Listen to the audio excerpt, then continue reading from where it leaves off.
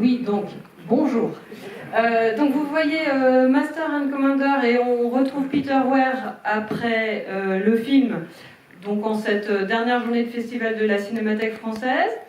Alors le film vous est présenté en 35 mm car il n'a pas été numérisé d'une part, et la copie viendra d'Espagne puisqu'il n'y avait plus de copie du film disponible en France. Voilà, c'est un élément rare que vous voyez. Très bonne projection et à tout à l'heure.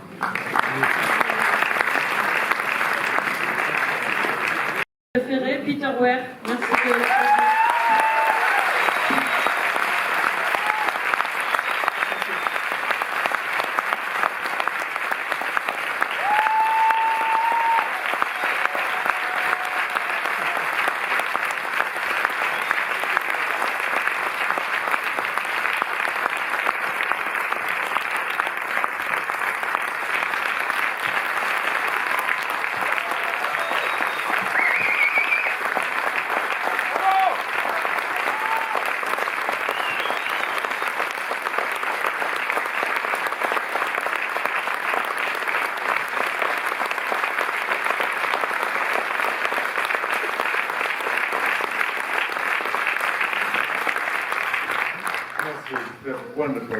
Wunderbar.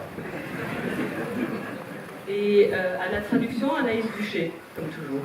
Well, can I say, I did, sorry to my friends on the credits, but it goes, we'll be here till breakfast. Donc désolé pour toutes les personnes qui sont au générique, mais si on laissait courir le générique, on serait là jusqu'à demain matin. 800 personnes.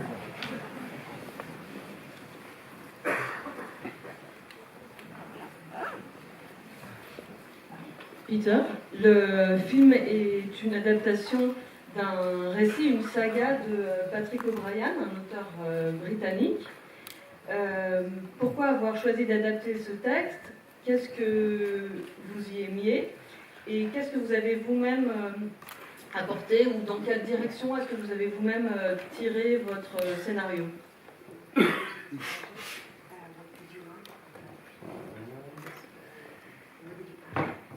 I have to go back a little earlier than Patrick O'Brien, reading Patrick O'Brien, to maybe 10 or 15 years before the film.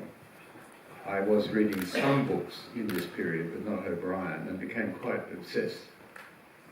Alors d'abord, je vais faire un petit retour en arrière, un peu avant ma lecture de Patrick O'Brien, 10 ou 15 ans plus tôt, où j'ai commencé à lire des livres sur cette période. It was one of those funny feelings that if you believed in reincarnation, then I thought I had been a ship's captain in this period. Et je suis devenue vraiment obsédée par cette époque et je me suis mis à me dire que si la réincarnation existait, eh bien moi j'avais été dans une autre vie capitaine, commandant d'un bateau à cette époque-là. So I found myself in London in this period, outside a shop by chance that sold militaria antiques, specializing in British naval militaria. Et un jour, je me suis retrouvée à Londres dans un magasin d'antiquités spécialisé dans les antiquités navales de cette période-là, anglaise. So I went in and said, "Do you have a sword that you can guarantee is from this period of the Napoleonic Wars that was a ship's captain's sword?" And he said, "Yes." Je suis entrée dans la boutique et j'ai demandé s'il avait, le vendeur, une épée dont il pouvait m'assurer qu'elle était d'époque et que des guerres napoléoniennes et qu'elle avait appartenu à un capitaine de bateau. So I bought a very expensive £600 and took it home to Australia. Before each film after that I went on, I would, in my office, draw the sword. And this is getting strange. Draw the sword and leave it there. I was going into battle on the next film, and when I came home, I would reshoot the sword. Et j'ai donc acheté cette épée très chère à l'époque, 600 livres. Je l'ai rapportée avec moi en Australie. Et ensuite, pendant plusieurs années, avant chaque début de tournage du film, pour chaque nouveau projet, je sortais l'épée de son fourreau dans mon bureau avant de commencer. Je la laissais là, comme si j'allais au combat. Et ensuite, quand je terminais le film, je la remettais dans le fourreau. Just before the Truman Show and during and after, or not during, but after, I was reading Patrick O'Brien, keeping up to date with his releases. He was still releasing every year or so a new one. Après le Truman Show, je me suis mis à lire les livres de Patrick O'Brien dans l'ordre de leur parution, donc de façon plus assidue. Not long after that, I was at a meeting at Fox, and one of the executives said, I've got a story that I'm not going to pitch to you, I'm going to give you a gift. And he reached behind in a cupboard and came out with a sword and said, I want you to take command. And I said, Patrick O'Brien, yes. Et peu après Truman Show, j'étais en rendez-vous à la Fox pour justement trouver mon prochain projet. Et un des directeurs m'a dit qu'il n'allait pas me pitcher l'histoire, mais qu'il allait me faire un cadeau. Et il a sorti une épée en me disant, voilà, je voudrais que tu prennes les commandes. Et tout de suite, j'ai dit, mais Patrick O'Brien, Master and Commander. I bought a lot more from that shop in London. Russell's belt that he wears is mine, and a lot of the swords behind in the ship are mine. I love to have props that I have touched and that are real in a film. It gives some strange kind of reality to it. J'avais acheté d'autres objets chez ce brocanteur, chez ce magasin d'antiquités antiquaire, la ceinture que porte Russell Crowe dans le film, et puis plusieurs épées. J'aime bien avoir des accessoires qui sont vraiment, qui donnent du réalisme encore plus. Et alors, vous étiez obsédé par la figure du capitaine, dites-vous. Et est-ce que vous étiez aussi obsédé par l'idée de tourner en mer, ou en tout cas de filmer la mer? I didn't want to have carriages, crinolines, loading barrels at the wharf on the ship, the Admiralty. I didn't want all those cliches. I wanted to start at sea and end at sea and never step off the ship.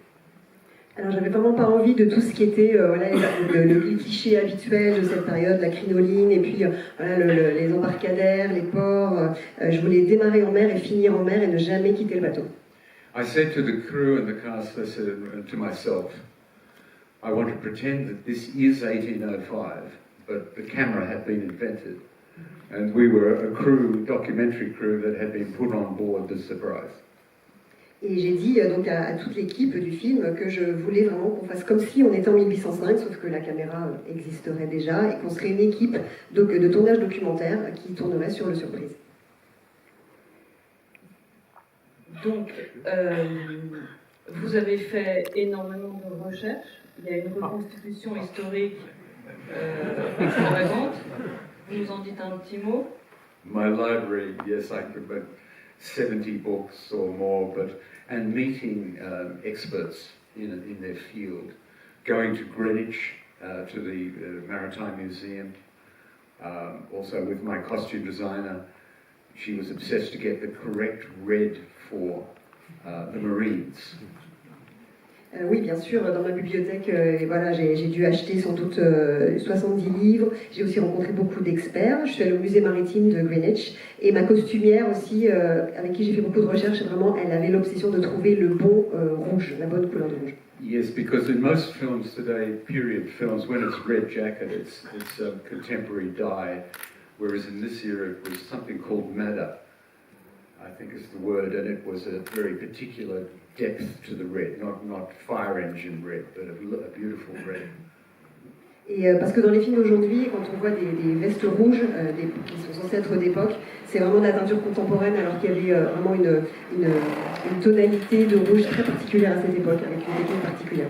Then the costumes for all of the actors was extensive in that the wardrobe department and a wonderful aging expert, an Englishman, had effects of the sun for 1 month, 2 months, 6 months, and they would have aged them from the sun and the salt, and we would change them as the timeline changed to make it accurate. Et dans le département costume, on avait des gens qui étaient vraiment extrêmement spécialisés dans la patine des costumes pour avoir des costumes qui avaient donc 1 mois de patine au soleil et avec entre le soleil et le sel, au bout de 1 mois, 2 mois, 6 mois pour rendre l'effet que ça ferait une fois que si on avait passé tout ce temps en mer. This obsessiveness followed, particularly with the faces of the crew, with the casting of the crew. And I remembered when After the wall came down, I think I was watching a documentary, it was in Poland, celebrations in the street. And the young people's faces, they could look at the news camera in a very different way than we did in our countries. They were not used to being on camera or having what I call Kodak moments where you smile or project something. You could look at them like paintings, these are their faces. And I thought, if ever I did a period film, I would start some casting in Poland, in Warsaw, which is what I did. Et aussi, j'avais cette obsession des visages, de l'authenticité des visages. Je me souvenais d'avoir vu un documentaire au moment de la chute du mur de Berlin, un documentaire qui avait été tourné en Pologne, avec des gens qui faisaient la fête dans la rue. On voyait bien que c'était des visages qu'on n'avait pas l'habitude de voir et qui avaient un rapport très différent à la caméra de chez nous. Ils n'étaient pas habitués à être filmés, comme nous on a ce que j'appelle des moments Kodak où on prend la pause un petit peu. Là, ils étaient comme des tableaux et je m'étais toujours dit que le jour où je ferais un film d'époque, je commencerai par faire passer des castings en Pologne et c'est ce que j'ai fait pour commencer à Varsovie. Mais ça c'était pour les figurants ou compris des acteurs? For extras, yes, 700 young Poles applied for the job, and we took 12 and flew them to Mexico. And the rest, my wonderful, I will say her name, Judy Boulay, extras casting, went around all the bars and the wharves in the United States, on particularly the West Coast, talking to sailors. It was difficult late at night, and say, with a good face, would you like to be in a movie? Oui, il y a 700 Polonais qui se sont présentés pour passer le casting. On en a pris 12 et on les a donc acheminés vers le Mexique pour le tournage.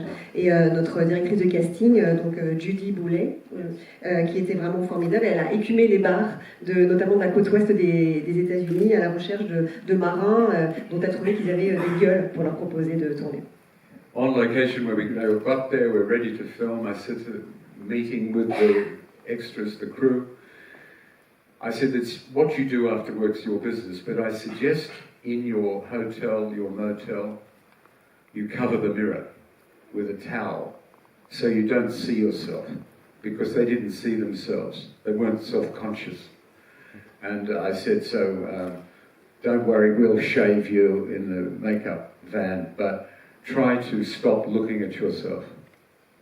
Et je me souviens d'avoir dit aux acteurs et aux figurants notamment que voilà, quand la journée de tournage était terminée, ils faisaient bien ce qu'ils voulaient, mais j'aurais conseillé de recouvrir les miroirs d'une serviette pour ne pas se voir, pour arrêter d'être dans cette auto-représentation, en disant qu'on s'occuperait de eux, de les raser, de les maquiller, mais qu'ils arrêtent de se regarder. Bon, je ne peux pas résister à l'envie de vous demander comment vous avez casté le petit Will, le petit lord qui a le bras amputé. Parce que c'est...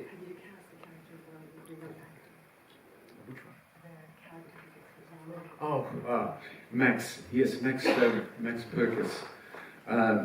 It's very difficult at first. The young ones in England, there has been a reaction, you know, I think against upper class and well-spoken. So almost everybody I was meeting had what they call, I think, a Mockney accent. All right, how you going? Oh, all right, you know, you're there. And Max came in and said, how do you do? Pleased to meet you. It's you. And he had this confidence, and it came from his family or whatever. He was perfect. C'était assez difficile parce que à cette époque-là, il y avait en Angleterre un peu une réaction contre ce qu'on appelait, ce qui était considéré comme une élite, des gens qui parlaient un peu trop bien. Et donc les jeunes prenaient un malin plaisir à prendre ce faux accent popu. Et sauf Max, lui qui est arrivé avec vraiment un accent très... Il était parfait, il était très bien élevé, il s'est présenté de façon très... I think only did one or two more acting. He did Octavian. He played young Octavian, Augustus, in I think it was British or American television series about Rome many years ago, but after that he's gone in different directions. Donc, il avait déjà joué dans un ou deux projets, notamment une série anglaise sur la Rome antique, mais ensuite il est parti faire d'autres choses. La photo du film est complètement incroyable. Il y a une matière visuelle, les plans à la longue vue, en contre-jour, les mouvements de caméra extrêmement sophistiqués, les plans sous-marins, le bleu, blanc, enfin, j'en passe des meilleurs.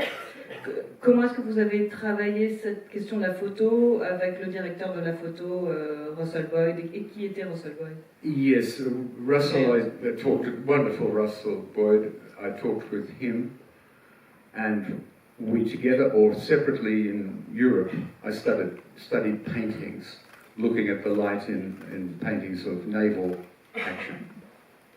Et oui, on a beaucoup discuté, évidemment, Russell et moi, avant le tournage et tout ça. Et moi, de mon côté, en Angleterre, j'ai étudié la peinture aussi de cette époque-là, donc avec la lumière qu'on voyait sur les peintures de bateaux. But in planning the battle scenes, I needed to have it more physical. I didn't like the technology that can make you have a kind of cartoonish, a kind of reproduction to learn where to put the boats. They said you can use the computer, and I said no. Et par contre, pour les scènes de bataille, je voulais vraiment quelque chose qui fasse très, très concret, très physique. Je voulais pas faire appel à des technologies qui feraient un peu trop cartoon, ni faire appel à du numérique. So in the office, my office, I got a little lipstick camera and two child-sized boats like that, and attach fishing line to them that they could be pulled along the floor. And I would get down on the floor and then film the boats from the office floor or different angles. And I would get my assistant to pull the little boat. This is a $140 million film.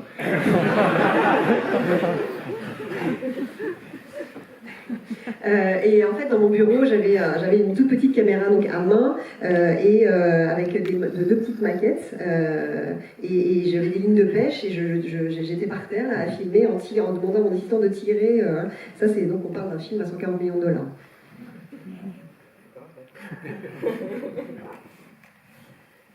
Mais il y a aussi beaucoup d'effets spéciaux dans le film, mais utilisés.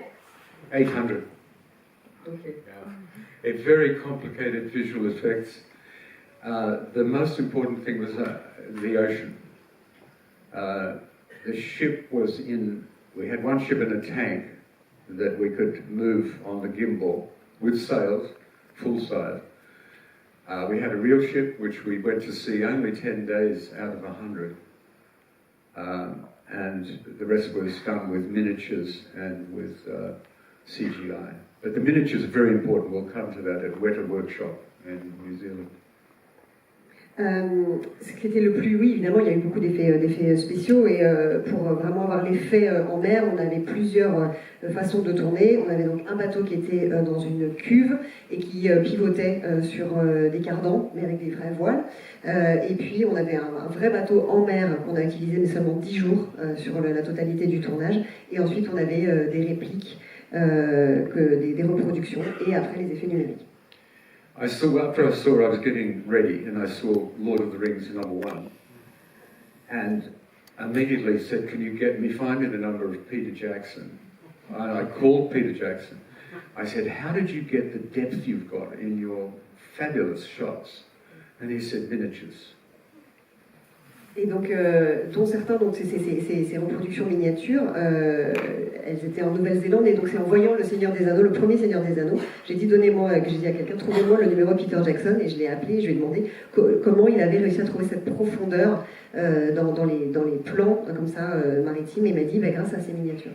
So I met the wonderful Richard Taylor, who is a long time worked with Peter, he runs Weta Workshop, went to Auckland and to Wellington, and he said, "We'll build miniatures. We could build you 2 miniatures, the Surprise and the Acheron. And the trick with miniatures is to make them as big as you can." Donc, j'ai rencontré grâce à lui donc Richard Taylor, avec qui il collabore depuis très longtemps. On s'est vu à Wellington et il m'a dit qu'on pouvait construire donc des répliques du surprise et du achéron, mais le secret c'était de les construire le plus grandeur nature possible. So the achéron would be the length of this stage, and this wide, and 20 feet high masts in the studio. Donc l'équivalent, donc l'achéron, il était donc de la longueur de cette scène et à peu près de cette largeur-là, avec 6 mètres de hauteur de mât dans le studio. And from that we moved to the most, there's so much CGI I could tell you, but they were very interested and not experienced. They were very good people. ILM, we had, and Asylum companies that were top of their trade, but used to doing fantasy. This had to be reality.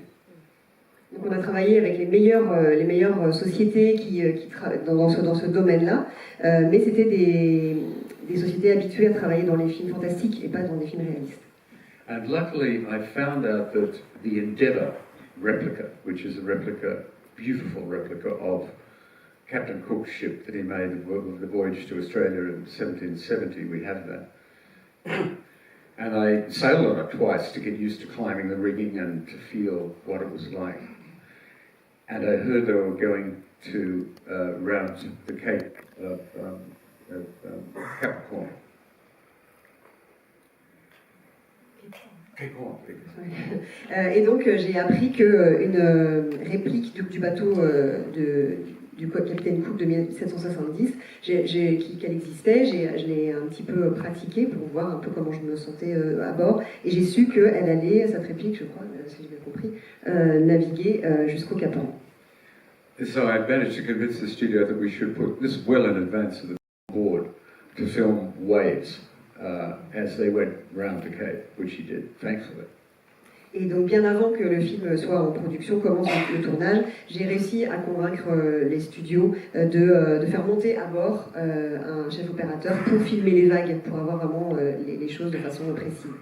So one man was put on at Asylum simply to do the water, the storm and the water round that had to be put in. The miniatures were shot dry.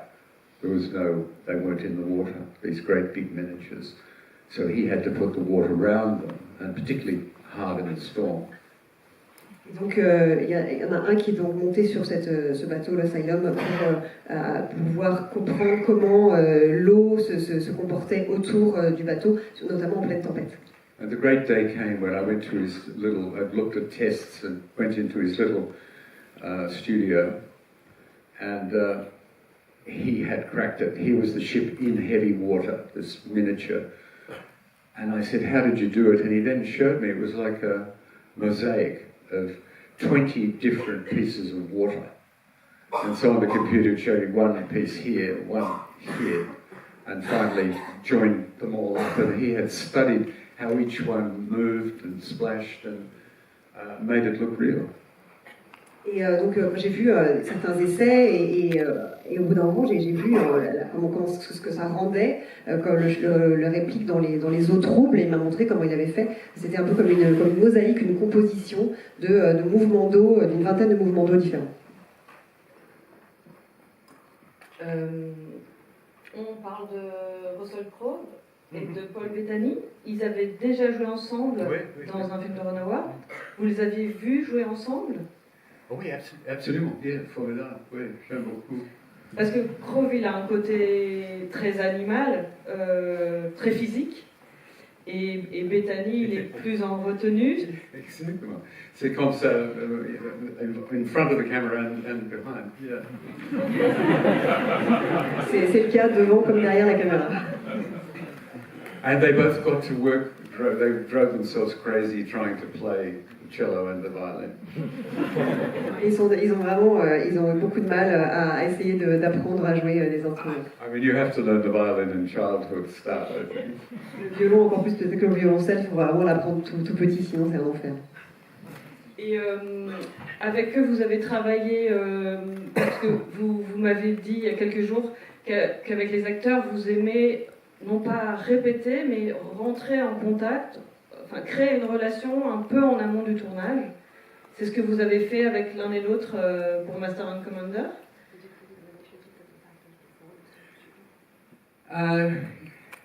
Yes, I think there was so much logistically to talk about. And going to Mexico, it really was the substance of our conversations about what to wear. They were reading books themselves. Russell went on some sort of cruise. I suggested he went down to the Victory, which is, as you probably may know, at Portsmouth, is a museum ship from the Trafalgar, Nelson's flagship. Oui, c'est vrai qu'on a beaucoup discuté en amont parce qu'il y avait énormément de points logistiques à éclaircir, le fait de devoir partir au Mexique. Ils se demandaient un peu voilà, comment ils devraient être, quoi porter. Ils ont lu des livres. Russell aussi est parti en croisière en mer. Et aussi, je leur ai conseillé d'aller à Portsmouth où il y a le Trafalgar, le bateau de Nelson. And it was great because the director of the museum of the Victory said, we only recently, in our restoration, found the genuine lamps of this era. We were short of lamps. They were being, taken or stolen. And we found a shipwreck recently of this era and brought up one of the lamps, and we've had them copied. And he said, if you like, I'll put one in your bag and you can take it to Mexico. Et le directeur du musée nous a dit qu'il manquait beaucoup de lampes d'époque sur les reconstitutions qu'ils avaient, ou en tout cas pour le musée, et que récemment, dans une épave, ils avaient trouvé des lampes d'époque. Ils en avaient fait des reproductions où ils disaient, ben voilà, si ça vous plaît, j'en mets une dans votre sac et vous l'emportez au Mexique. On va peut-être passer la parole à la salle. Yes, absolutely.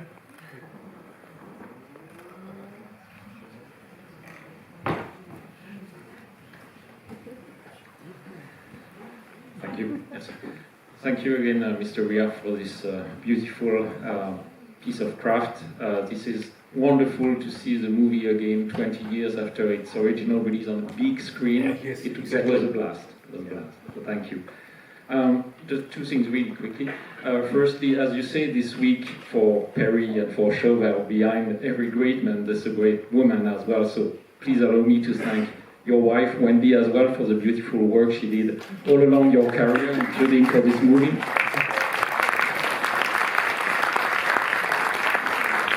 C'était merveilleux de revoir ce film 20 ans après et sur grand écran. Vous avez dit vous-même à des occasions précédentes que derrière tout grand homme il y a une grande femme, et donc je voudrais saluer le travail de votre femme, Wendy.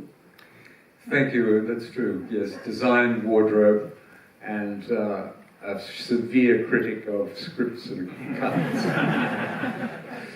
Oui, elle a fait un très très gros travail, souvent sur les décors, sur les costumes, et c'est aussi une critique acerbe d'écriture aussi et de montage.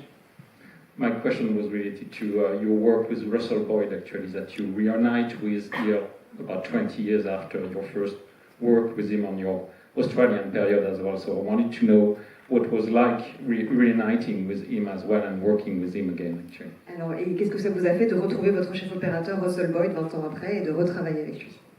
One of those wonderful moments of chance, which I'm sure Carl Jung called synchronicity.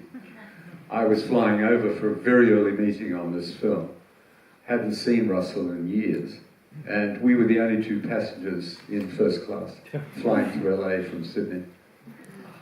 C'est un de ces heureux hasards assez jungien. Quand je suis allée à Los Angeles en avion pour avoir des réunions préliminaires pour faire ce film, il s'est trouvé que Russell et moi, on s'était pas vu depuis des années, et on s'est retrouvés être les deux seuls passagers en première classe.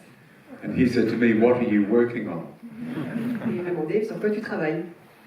So we had dinner 2 or 3 nights later. He said, "Oh, I'd like very much to do it." And I said, "I'd love you to do it. It's like a reunion." Et donc on a dîné ensemble 2 ou 3 soirs, et je lui ai parlé du projet, et il m'a dit qu'il adorerait travailler dessus. Je lui ai dit que j'adorerais qu'il travaille avec moi. C'était vraiment comme des vraies retrouvailles. But after that, when we got together in Sydney, how to do it? My God. It seems now we know how to do it, and other people would have too, but for us it was, how are we going to film it? The first thought is you want to take a ship and go to sea and film it in reality, but we can't do that because it's just not practical. And so it was really the first breakthrough, so small to have a breakthrough, was that The famous thing where all filmmakers know is if you're at a train station, but you don't have an engine to pull the train out and it's meant to be leaving, you move the camera and the train appears to be moving. Mais ensuite est venue la vraie difficulté quand on est rentré à Ciné, c'est comment faire ce film. Alors aujourd'hui, on sait qu'on a réussi à le faire, mais à l'époque, ça nous a paru vraiment une montagne. La première idée qu'on peut avoir, c'est de dire, on va prendre un bateau et on va aller en mer, mais pour tout un tas de raisons pratiques, ça n'est pas du tout possible de faire comme ça. Et puis, jusqu'à ce qu'on ait le eureka, c'est de se dire, comme quand on est dans une gare et qu'on n'a pas de locomotive pour faire démarrer le train, comment est-ce qu'on donne l'illusion que le train bouge? C'est en bougeant la caméra, c'est ce qu'on a fait.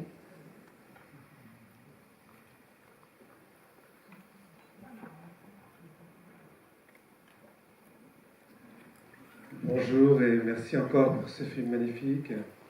Moi j'aimerais parler des sentiments qu'il y a dans le film. Parce que c'est un film de guerre, mais c'est aussi un film où il y a une palette de sentiments merveilleuse entre les personnages.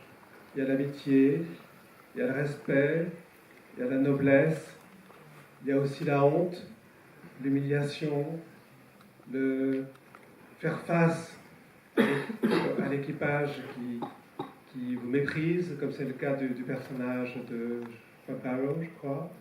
Voilà, il y a tout ce spectre de sentiments que vous explorez est vraiment bouleversant et unique pour un film, entre guillemets, de guerre.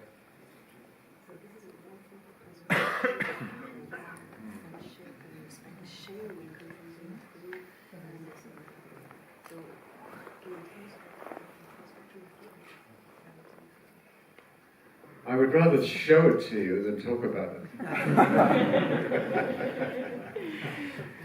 I think, I read about a poet, a great Australian poet, who said, I think I get into a strange kind of trance when I write a poem. And I like that, because I think I get into a kind of trance.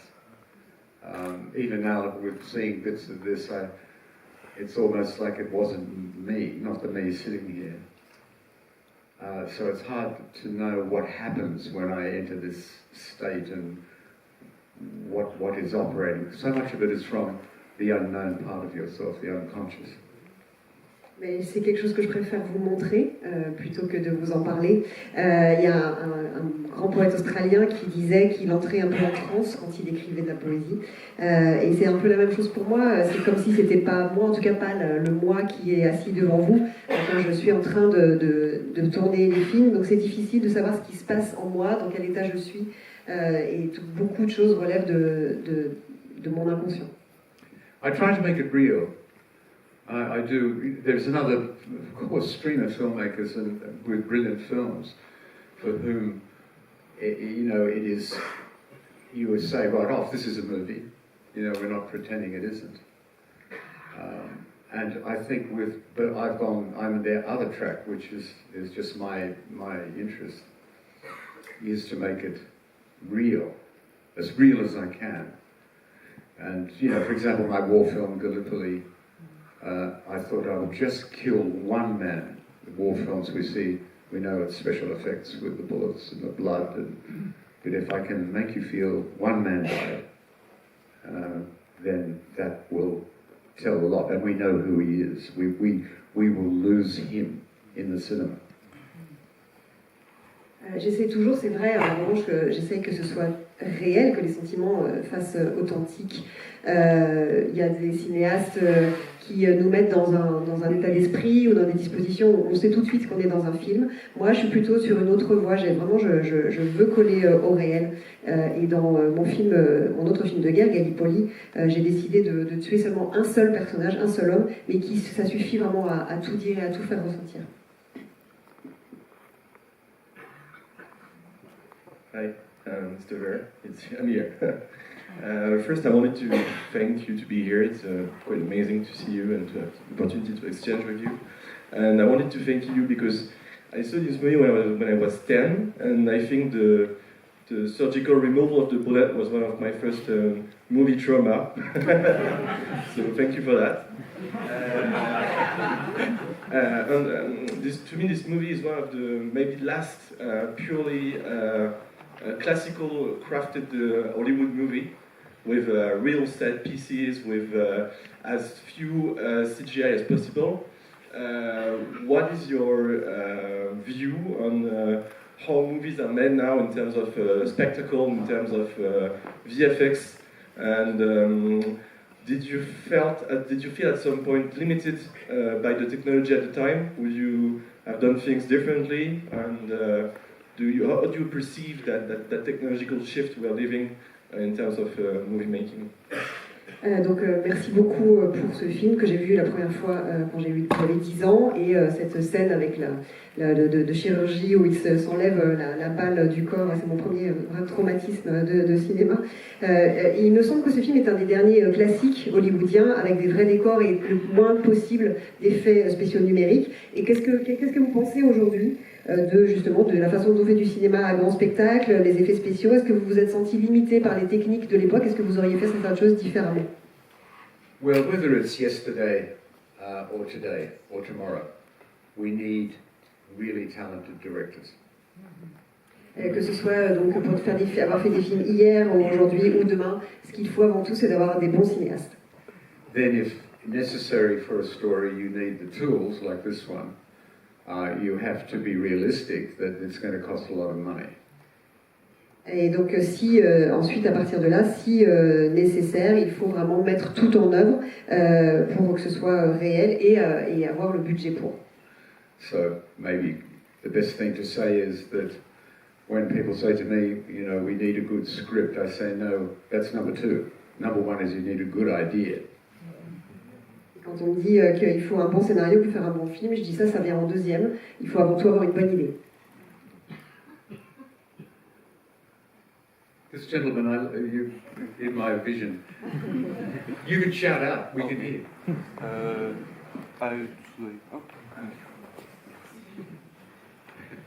It's an honor to meet you. Thank you very much. And Patrick O'Brien passed away in 2000. Have you ever had the chance to meet him or any relatives to speak about the movie? Patrick O'Brien est mort en l'an 2000. Est-ce que vous avez eu l'occasion de lui parler du film ou de parler à des gens de sa famille? No, but I do believe it is best to work with dead authors. Non, mais je trouve que c'est toujours mieux de travailler avec des auteurs morts. They are never disappointed. Ils sont jamais déçus. Patrick would have been disappointed, but then reluctantly agreed that certain parts of the film were all right. Patrick aurait sans doute été déçu, mais il aurait admis à contre-cœur qu'il y avait des parties qui n'étaient pas trop mal. Mind you, he had agreed to the casting earlier, but it didn't get going. Was Sam Goldwyn Jr. was going to do it, and he was very excited about that captain. The captain, the actor, was very, very excited about the books. Charlton Heston. Et donc il avait donné son feu vert pour la distribution d'origine quand c'était Samuel Goldwyn Jr. qui devait le faire. Et il était très content de celui qui allait jouer le capitaine, qui était Charlton Heston. Oui, alors, du coup c'est moi qui ai le micro. Bonjour Monsieur Weir, merci d'être là aujourd'hui, c'est vraiment incroyable de vous voir. Quel film, quel travail de votre part et de toute votre équipe. Le revoir sur un écran comme ça 20 ans après, c'est incroyable, j'en suis encore un peu remué.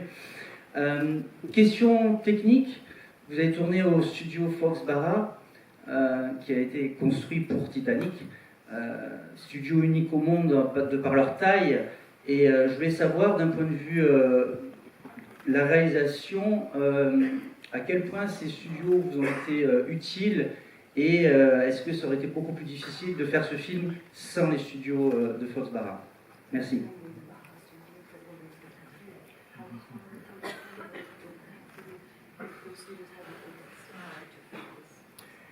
Well, they did ask me to see if we could make it in Australia and build a tank. And I went on surveys in Queensland, on the coast, and elsewhere. And it turned out to be just too expensive. But the concern was going to Mexico at that latter point because of the border situation after 9/11. The Americans were very tense, of course, and the border was very hard to go in and out to Mexico. And they said, we think you've got to look elsewhere because you just can't have quick communication. On m'a demandé si la faisabilité de construire en Australie donc un bassin équivalent. Donc je suis allée faire des repérages dans le Queensland, mais ça s'est avéré vraiment beaucoup trop cher. Cela dit, au Mexique, c'était pas forcément un choix évident non plus, parce que après, dans le contexte de l'après 11 septembre, la frontière mexicaine était beaucoup plus difficile à traverser, et on m'a averti que ça risquerait d'être compliqué de faire des allers-retours. Ironically, it was 9/11 that triggered the film. Mais en fait, l'ironie du sort, c'est que c'est les attentats du 11 septembre qui ont déclenché l'envie de faire ce film. The studio had a couple of big pictures in planning that had terrorist-related themes. That was gone. And they said, interesting phrase, this is culturally clean. We beat the French anyway. Et parce qu'en fait, le studio à l'époque avait plusieurs films en projet qui étaient des films sur des terroristes et des attentats, donc ça c'était évidemment plus du tout envisageable. Et les mots qui ont été employés, c'est de dire que ce projet-là, il était culturellement pur, clean, et en plus on battait les Français dedans. Les îles Galapagos, c'était votre idée de tourner là-bas? Oh, you're fantastic, oh my God. We lived on a ship, the crew, smaller crew. You had to be off the Galapagos by sunset. You couldn't go until after dawn. And we went ashore in rubber duckies and had to stay on the path, strict supervision. The first feature film to be made in the Galapagos, that documentaries of course, but it took a very good man a long time to convince the authorities to permit us. Ah oui, c'était vraiment merveilleux. On était en équipe réduite et on ne pouvait pas rester le soir sur l'île. C'est le premier long métrage de fiction à avoir été tourné là-bas et ça a été très long de convaincre les autorités. And a lot of the scenes, just pretty much all of it, there was improvised. We would go ashore like a Max Sennett film with the team, you know, and in the camera. And oh, there's something, a seal over there, let's do this, or there's some birds. I have a lot of outtakes that were, you know, the doctor feeding a bird or something, you know, it was just such a different way of filmmaking, it was so free. Et la plupart des scènes qu'on a tournées là-bas, ce sont des scènes qui sont basées un peu sur l'improvisation, parce que c'est en fonction des animaux qu'on pouvait trouver, voilà, d'un seul coup on trouve pas mal comme ça d'images où on voit les uns et les autres nourrir les animaux, et c'était une autre façon de filmer, c'était de donner une grande liberté. Et c'était la première fois que vous alliez sur les îles? No, I went on a survey to pick the island, which island. We had to reduce the choice. I wanted the lava, one with the lava. J'étais déjà allée avant en repérage pour choisir justement sur quelle île on voulait tourner, je voulais une île volcanique.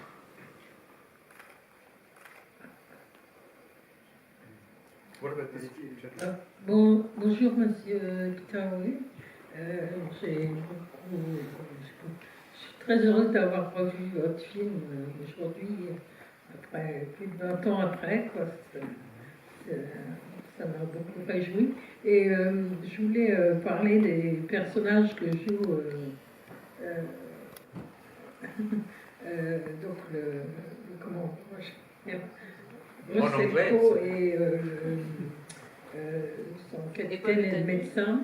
Ce qui me frappe, c'est que dans le personnage du commandant, c'est un peu comme un personnage un peu mythique qui court après une chimère, quoi.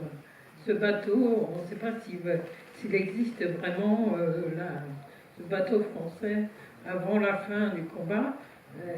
Et donc, l'autre personnage qui joue le médecin, lui, il cherche plutôt le côté des scientifiques qui existaient d'ailleurs à l'époque. Des choses qui... Attends, it's too long, trop long. Mais intéressant, je ne parle pas français.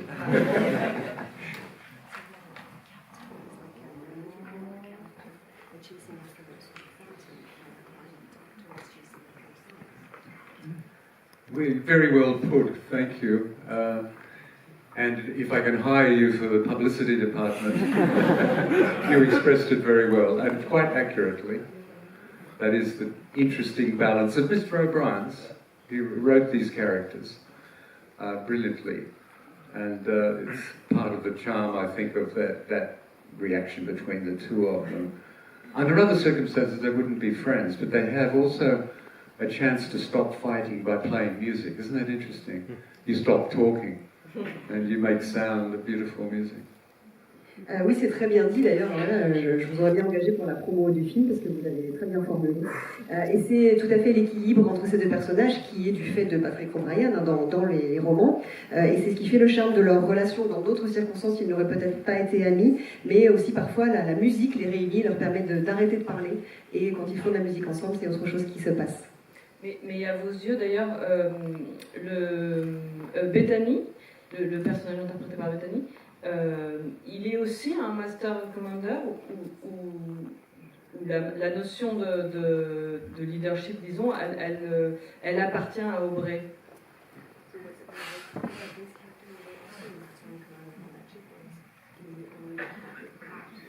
Yes, it's really only Jack, and his interests were, in the world of the Enlightenment, really. He was, I always thought, the coming modern man. And the relic of the past was Jack. Pour moi, c'est seulement Jack, le maître à bord. Hein. Lui, le personnage de Paul Bettany, il est tourné vers la découverte scientifique, c'est la modernité, et alors que Jack, il appartient un peu au monde du passé.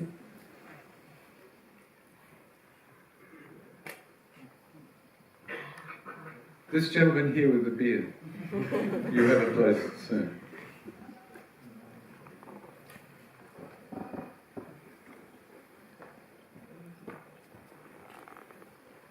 Voilà. Oui, bonjour. Je suis ravi d'avoir revu ce film aussi, 20 ans après. Votre film a plusieurs niveaux de lecture, des conflits historiques, on parle de Napoléon, des conflits d'hommes, les marins, tout ça. Et puis le tournage au Galapagos, ça fait penser, est-ce que vous avez voulu donner un clin d'œil à la découverte de l'Australie par Nicolas Baudin ou Flinders? Il y a plusieurs niveaux de perception de votre film, à part que c'est un grand film d'aventure, de guerre, etc. Mais est-ce que vous aviez plusieurs niveaux pour que le spectateur perçoive l'Australie de différentes façons, quoi?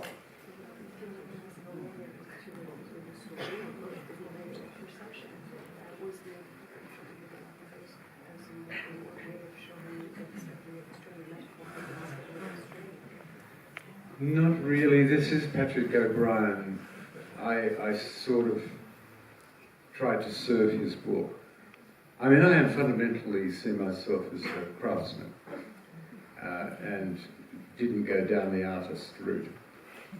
And my craft is storytelling. And when I get someone else's story, I try to express it as best I can in my medium. I mean, in a way, the books are a libretto. And I make the music, the same relationship. But I try to follow them and not impose myself. But of course, probably I do. You may know more about that than I do. Pas vraiment, en fait, je ne fais que suivre les romans de Patrick O'Brien, tout était dedans. Moi, je me suis simplement mis au service de ces romans. Je me vois vraiment comme un artisan conteur. Et quand j'ai l'histoire de quelqu'un d'autre entre les mains, j'essaie d'exprimer au mieux cette histoire. Je suis comme lui, disons que ça peut être, on peut dire que lui ce serait le librettiste et moi je mettrais en musique. J'essaye de suivre ce qu'il avait écrit sans m'imposer, mais peut-être que ça, c'est pas le cas. En tout cas, vous pouvez mieux le juger que moi. Bonjour. Je voulais savoir, quand le studio vous a proposé le projet, est-ce qu'il y avait déjà un scénario? Et si oui, est-ce que vous avez modifié des choses que vous avez créditées au scénario? Ou est-ce que vous avez écrit ça dès le début? No, when I accepted the job pretty much that office with the sword, amazingly, for a big studio, I said I'd like to go to London, reread the books. I'd read all 20, reread them and choose a book and go by London and pick up and do some interviews with people there about the historical relevance and go LA, London and back to LA and tell you what book I've chosen. Non, en fait, quand j'ai accepté le projet, donc après cet entretien dans ce bureau avec l'épée, j'ai dit que j'aimerais relire les livres. J'avais déjà lu les 20 volumes, mais que je voudrais donc m'entretenir avec des experts sur la pertinence historique ou la réalité historique de ces livres et d'en choisir un. And on the way back, I stopped. Someone told me you should go to this boat show in Canada, Nova Scotia, and there was this ship, the Rose, a replica of a British frigate, for sale, because I met the captain, and he said, yeah, we're going to sell it. So I went back to LA and said, I've chosen the book, I think I would like to do Master and Commander, and there's a boat for sale, we should buy it. De retour de Londres, j'ai appris qu'il y avait donc une exposition de bateaux anciens. Donc je m'y suis arrêtée et j'ai vu qu'il y avait une réplique du Rose et qu'elle était à vendre. Et donc je suis retournée à Los Angeles et j'ai dit au studio que j'aimerais donc adapter spécifiquement le roman Mettre à bord et qu'il y avait un bateau à vendre et qu'il faudrait qu'on l'achète. I should mention that the man who gave me the sword, Tom Rothman, who was number 2 at the time, a little bit later on he was number 1, and he loved Patrick O'Brien. So without that passion, and you have to say, it's always a cliche to say the studio money people are, not very sensitive and philistine, but that's not entirely true. And he was a man who was very important. Et je veux préciser que Tom Rothman, donc avec qui j'ai eu ce rendez-vous, qui était à l'époque numéro 2 de Fox, il est entre-temps devenu numéro 1, et il était totalement passionné par les romans de Patrick O'Brien, et donc sans cette passion, le film ne se serait pas forcément fait. On a souvent l'image des gros cadres d'Hollywood comme étant des gens qui tiennent uniquement l'argent et qui manquent un peu de sensibilité, mais c'est pas tout à fait vrai, et lui, il a vraiment été très important, il a eu un rôle clé. Peter, on va prendre la dernière question de la salle. Okay. Thank you very much. One last question, it's connected with the last one. There is a major modification in the subject in the movie Master and Commander and the book Far Side of the World, and I think the question is to know, it's your choice, it was a production choice, there is a major change. The privateer is an American one in the original book, so why to switch to a French one? Alors, il y a un changement qui est majeur entre le livre et votre film, c'est que le corsaire dans le livre est américain. Et pourquoi en avoir fait un français et est-ce que c'est de votre fait ce changement? Can you guess? À votre avis? I mean, come back to sometimes journalists will write about a book to screen. They will say, as a compliment, it's very faithful. And really, I prefer Alfred Hitchcock's version of this, which is to say, it's better to make a film of a bad book than a famous book. Souvent, les critiques disent d'une adaptation d'un livre en film comme si c'était un compliment, que l'adaptation est très fidèle. Et moi, je préfère la définition de Hitchcock qui dit que c'est mieux de faire un film à partir d'un mauvais livre que depuis un livre connu. I mean, can you imagine talking to Mozart and you've just seen Don Giovanni, and you say, Mr. Mozart, I noticed in the libretto that you didn't include that second paragraph and the link with... and what would Mozart say? C'est comme si on allait voir Mozart après avoir écouté Don Giovanni et qu'on allait le voir, on dit, ah, mais dans le livret je comprends pas, vous n'avez pas mis là, vous n'êtes pas fidèle, vous n'êtes pas du tout fidèle à Don Juan, on n'imagine pas du tout ça. You have to translate the book to this very strange, cartoonish screen. Il faut quand on adapte, on doit traduire le livre en images sur ce nouveau support. C'est tout?